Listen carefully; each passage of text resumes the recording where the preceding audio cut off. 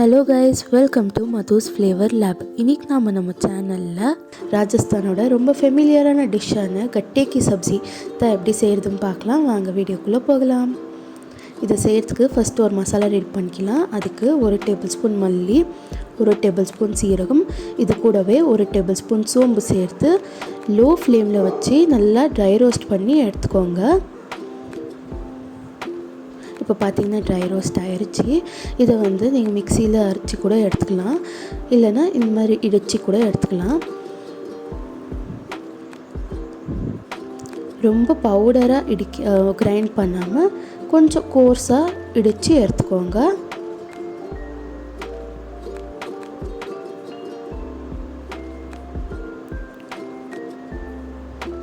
பாருங்கள், ரொம்ப பவுடராக இல்லாமல் கொஞ்சம் கோர்ஸாக இந்த அளவுக்கு எடுத்துக்கோங்க, போதும். இப்போது கட்டே ரெடி பண்ணிக்கலாம். அதுக்கு 1.5 கப் கடல மாவு எடுத்துக்கோங்க. அது கூடவே கொஞ்சமாக மஞ்சள் தூள் சேர்த்துக்கிட்டு 1 டேபிள் ஸ்பூன் மிளகாய் தூள் சேர்த்துக்கோங்க.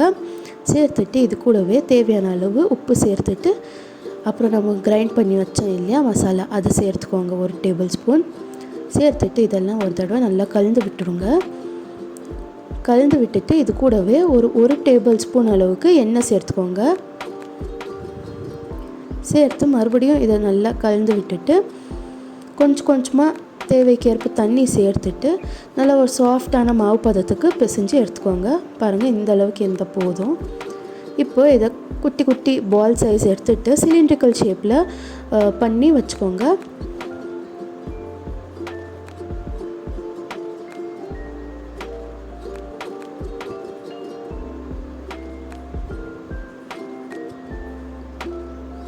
பாருங்கள், இந்த மாதிரி எல்லாம் ஷேப் பண்ணதும் இந்த அளவுக்கு பாயில் ஆகிட்டு இருக்கிற வாட்டரில் இதை எல்லாத்தையும் சேர்த்துக்கோங்க.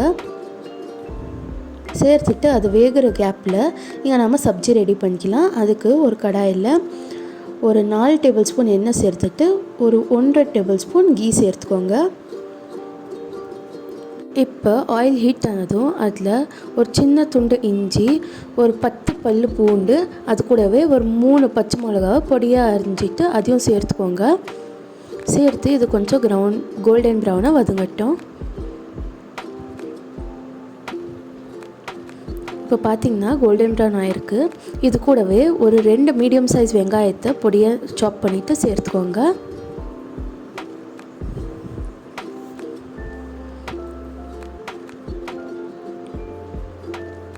வெங்காயமும் நல்லா வதங்கட்டும். பார்த்திங்கன்னா கட்டே மேலே நல்லா பபிள்ஸ் வந்திருக்கு இல்லையா, இப்போது ரெடி ஆயிடுச்சின்னு அர்த்தம். இதை எடுத்து ஒரு பிளேட்டில் வச்சுக்கலாம். பிளேட்டில் எடுத்து வச்சுட்டு அது ரூம் டெம்பரேச்சர் வர வரைக்கும் அப்படியே சைடில் வச்சுடுங்க. இப்போ இந்த வெங்காயம் வதங்கியிருக்கு. இதில் கொஞ்சமாக மஞ்சள் தூள், 1 டேபிள் ஸ்பூன் மிளகாய் தூள், தேவைக்கேற்ப உப்பு, இது கூடவே நம்ம கிரைண்ட் பண்ணி வச்சோம் இல்லையா அந்த மசாலா, அதெல்லாம் சேர்த்துட்டு வதக்கி விட்டுக்கோங்க. பார்த்திங்கன்னா மசாலாலாம் வதங்கிருச்சு. இப்போது ஒரு 3 மீடியம் சைஸ் தக்காளியை நல்லா பேஸ்ட் போல் கிரைண்ட் பண்ணி எடுத்துருக்கேன். அதை சேர்த்துட்டு கலந்து விட்டுடலாம். இதுவுமே நல்லா பாயில் ஆகி ஆயில் செப்பரேட் ஆகி வரட்டும். அந்த கேப்பில் நம்ம கர்ட் ரெடி பண்ணி வச்சுக்கலாம். இதுக்கு ஒரு கப் தயிர் எடுத்துக்கோங்க. அதில் கொஞ்சமாக மஞ்சள் தூள், 1 டேபிள் ஸ்பூன் மிளகாய் தூள், 2 டேபிள் ஸ்பூன் மல்லித்தூள், இது கூடவே 1 டீஸ்பூன் கரம் மசாலா, 1 டீஸ்பூன் சீரகத்தூள், கொஞ்சமாக உப்பு, இதெல்லாம் சேர்த்து நல்லா லம்ப்ஸ் இல்லாத கலந்து எடுத்துக்கோங்க. லம்ப்ஸ் இருந்ததுன்னா சப்ஜியில் சேர்க்கும் போது அவ்வளோ நல்லா இருக்காது. அதனால் நல்லா மிக்ஸ் பண்ணி எடுத்துக்கோங்க. இப்போது நம்ம எடுத்து வச்சுருந்த கட்டே ரூம் டெம்பரேச்சருக்கு வந்துடுச்சு. இப்போ இதை இந்த சைஸ்க்கு கட் பண்ணி எடுத்துக்கோங்க. எல்லாத்தையும் இதே மாதிரி கட் பண்ணதுக்கப்புறமா எண்ணெயில் சேர்த்து கோல்டன் ப்ரௌன் ஆகிற வரைக்கும் டீப் ஃப்ரை பண்ணி எடுத்துக்கோங்க. இதை டீப் ஃப்ரை பண்ணுறதுனால நம்மளுக்கு சப்ஜியில் சேர்த்தது ஒன்றே ஒடியாமல் ரொம்ப நேரம் ஆனதுக்கப்புறமும் கொஞ்சம் க்ரன்ச்சியாக இருக்கும். அதனால தான் பார்த்திங்கன்னா இந்த அளவுக்கு கோல்டன் ப்ரௌன் ஆனதும் எல்லாத்தையும் எடுத்து ஒரு பிளேட்டில் வச்சுக்கோங்க. இதே மாதிரி எல்லாம் கட்டையும் சாப் பண்ணி சேர்த்துட்டு நல்லா கோல்டன் ப்ரௌன் ஆகிற வரைக்கும் டீப் ஃப்ரை பண்ணி எடுத்துக்கோங்க. எங்கள் சப்ஜி பார்த்திங்கன்னா ஆயிலெல்லாம் செப்ரேட் ஆகிருக்கு. இதை ஒரு மிக்ஸ் பண்ணிவிட்டு நம்ம கேர்டில் எல்லா மசாலா சேர்த்து மிக்ஸ் பண்ணி வச்சுருந்தோம் இல்லையா, அதை இதில் சேர்த்துக்கோங்க.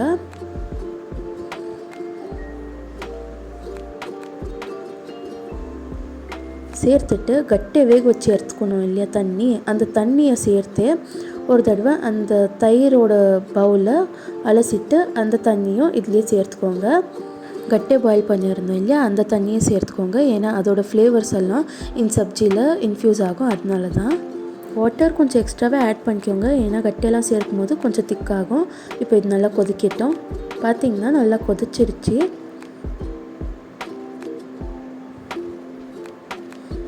இப்போ நம்ம டீப் ஃப்ரை பண்ணி எடுத்துருந்தோம் இல்லையா கட்டி, அதெல்லாம் சேர்த்துக்கோங்க.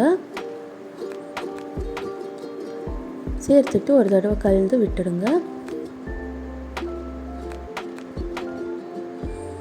கலந்துட்டு ஒரு 5 மினிட்ஸ்க்கு அது சப்ஜி நல்லா பாயில் ஆகட்டும். பார்த்திங்கன்னா 5 மினிட்ஸ் நல்லா பாயில் ஆகிடுச்சு.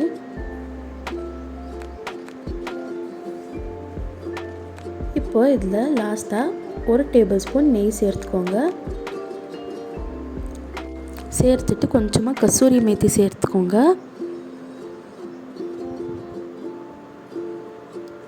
இது கூடவே கொஞ்சமாக கொத்தமல்லியை நல்லா ஃபைனாக சாப் பண்ணி அதையும் சேர்த்துக்கோங்க. அவ்வளோதான், நம்மளோட கட்டேக்கி சப்ஜி ரெடி ஆயிடுச்சு. நீங்களும் இந்த ரெசிபியை வீட்டில் ட்ரை பண்ணி பார்த்துட்டு மதுஸ் ஃப்ளேவர் லேப்க்கு சப்ஸ்கிரைப் பண்ணிக்கோங்க.